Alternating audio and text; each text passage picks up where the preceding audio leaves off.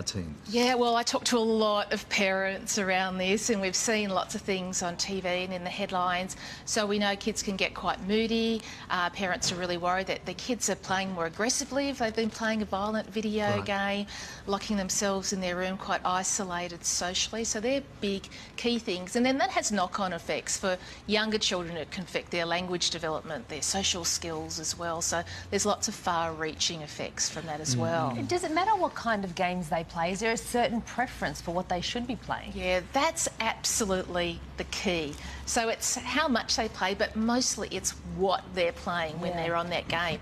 So if they're doing something that's creative, problem solving, working in teams, working out the path they have to take, all that kind of thing, that's great, and that really stimulates their brain like any other creative activity. But if they're just there, shoot, stab, maim, but no creative problem solving, you know, that obviously has a negative effect. Now, the man mentioned in the article is calling for games to carry warnings about addiction. So why do you think this isn't already in place? And are you seeing any change coming along? Yeah, so we know the World Health Organisation has said that gaming disorder is a new mental health condition. So that was just late last year.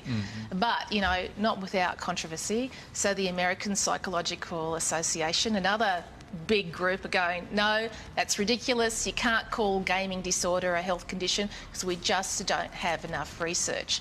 So they're actually saying the World Health Organisation have caved in because parents are worried. We know parents are worried. They don't want any long-term effects for their kids.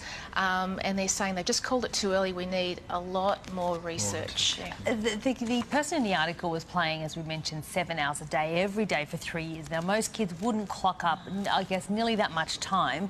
But how much is the right amount of time? How much is too much? Yeah, well, 7 hours per day, every day for 3 years, way too much.